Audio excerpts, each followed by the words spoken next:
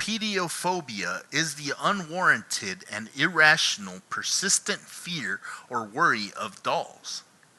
It is a specific phobia belonging to the category of automaton phobia, which is defined as the fear of wax figures, humanoids, robots, animatronics, and even mannequins. More often than not, a child's best friend is in fact a humanoid figure or doll. This can sometimes lead to some interesting stories of possessed dolls that can only be explained as paranormal.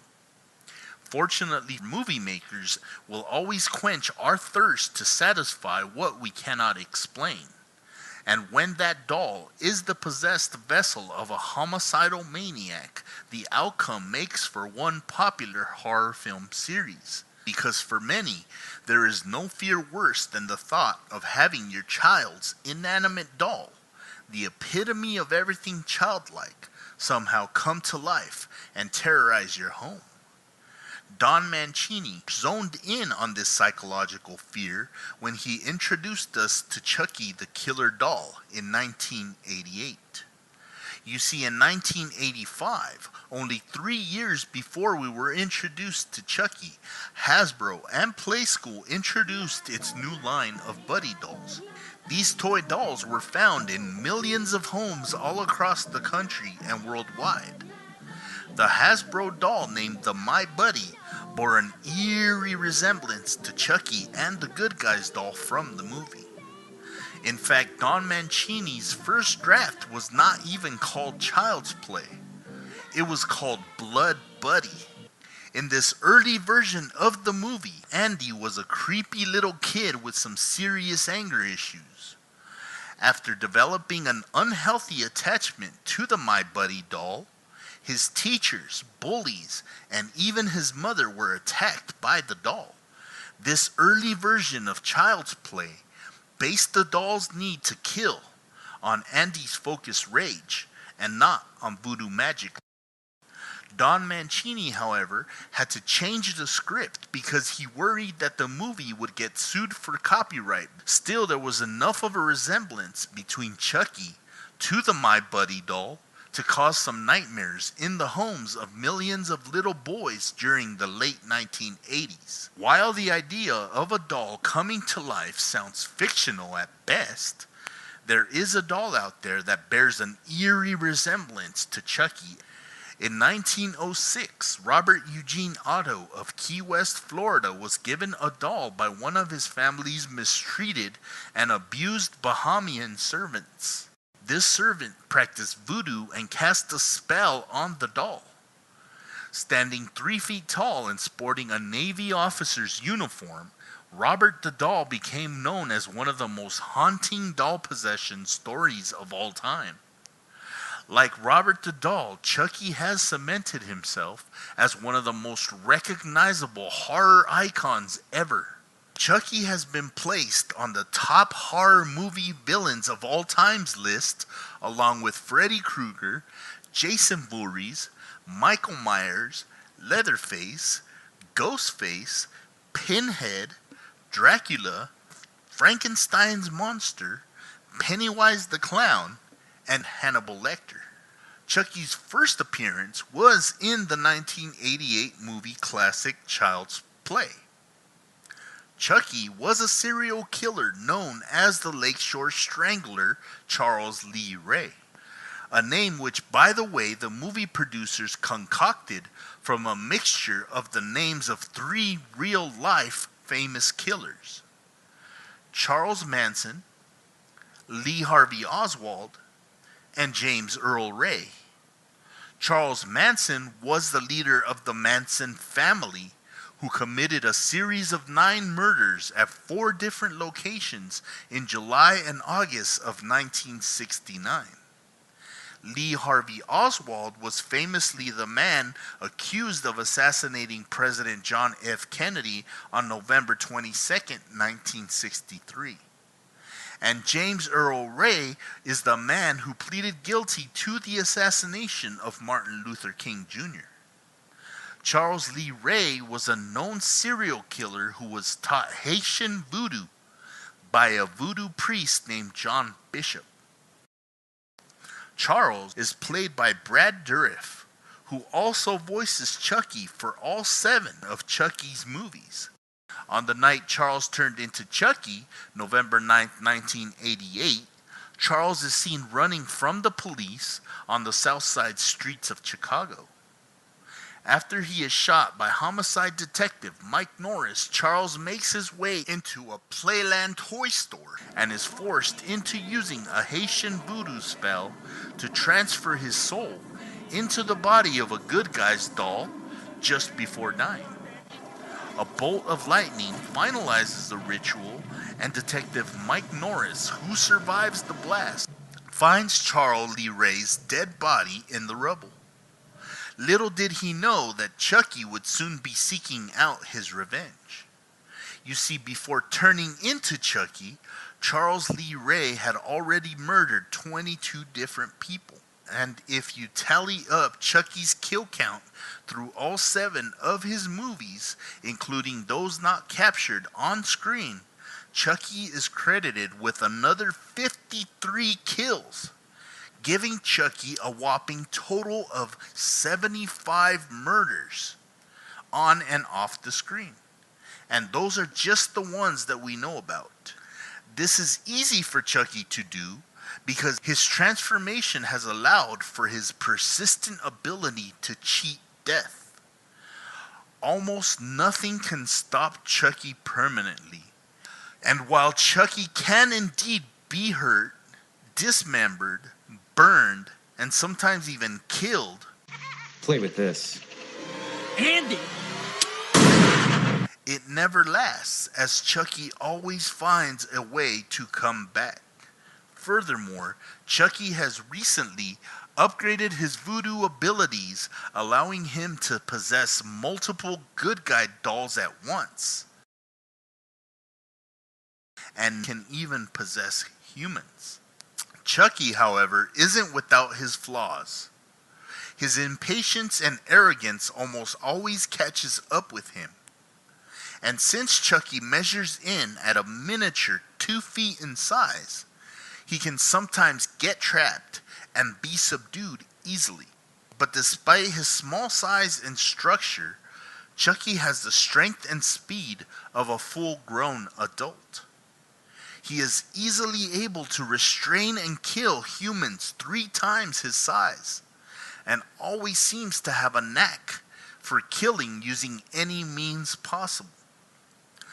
Chucky is the textbook example of a psychopath, and has no guilt, no remorse, and is a sadistic, foul-mouthed, ruthless killer who holds grudges and never forgets those who have crossed him.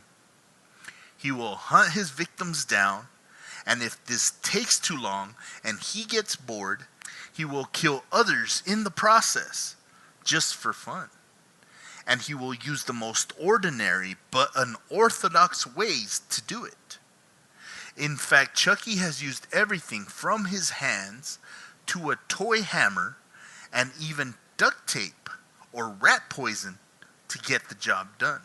It is obvious that Chucky has always had problematic relationships with women. His human love interest, Sarah, called the cops on Charles after he murdered her present husband, Daniel Pierce. Chucky even went as far as to stab a pregnant Sarah, rendering her daughter, Nika Pierce, paralyzed. Tiffany, Chucky's wife, was at one point just an occasional sexual fling.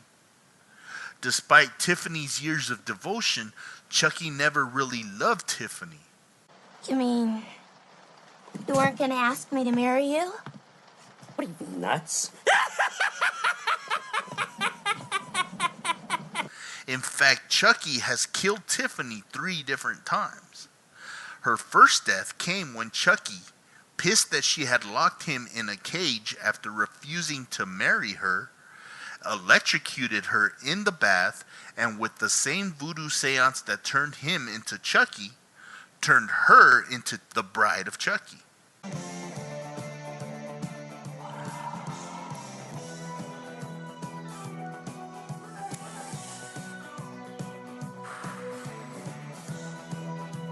Barbie, eat your heart out. Chucky does convince Tiffany, due to their mutual love for murder and gore, to have sex with him in doll form.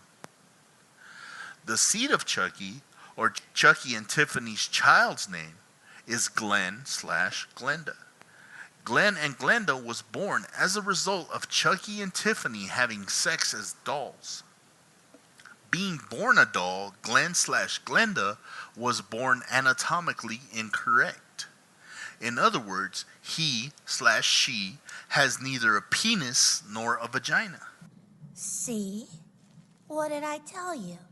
A beautiful little girl. What? Are you blind? That's my boy. Yeah. He just hasn't had his growth spurt yet.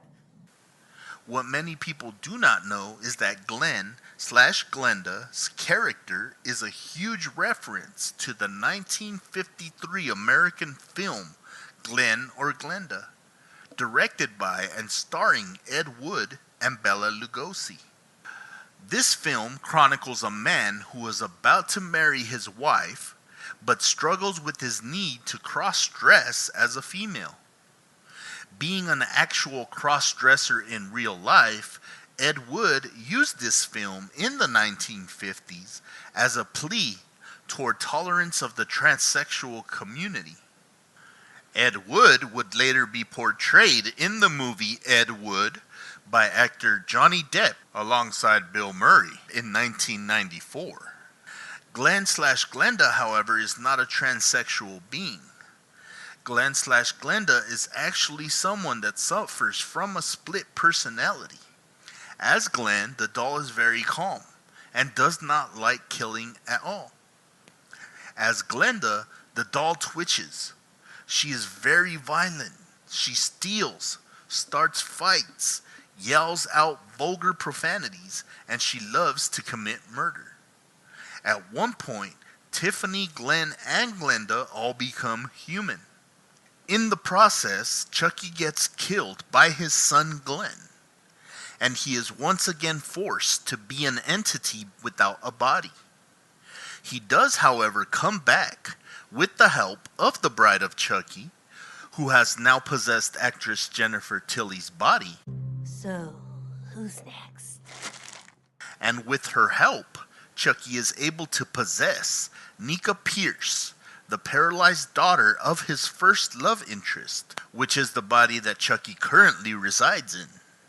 Good to see you back on your feet.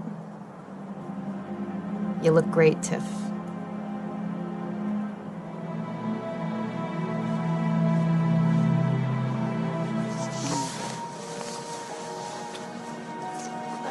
Chucky, as a character, has appeared in numerous cameos and has been a regular staple at Halloween-related television shows and performances.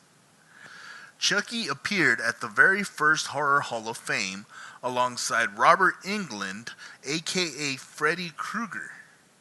He once made an appearance on an episode of Saturday Night Live, made a promotional appearance on WCW's Monday Nitro, threatening Rick Steiner and Gene Okerlund, and briefly appeared on a Radio Shack commercial titled The 80s Called, along with other 1980s icons including Hulk Hogan and Dee Snider.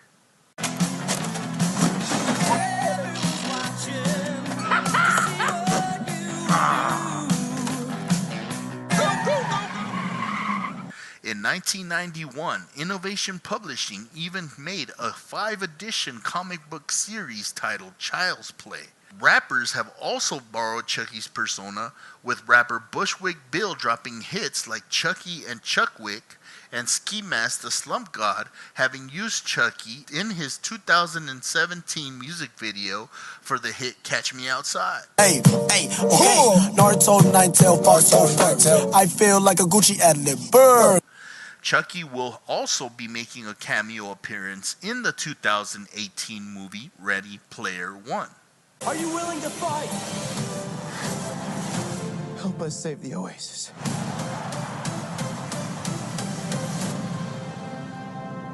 It is obvious that there are more people on the face of the planet Earth that know who Chucky is, rather than those that don't. He is the #1 reference we associate with when speaking of any doll possessed, and that, in the minds of many, makes Chucky the one and only true killer doll.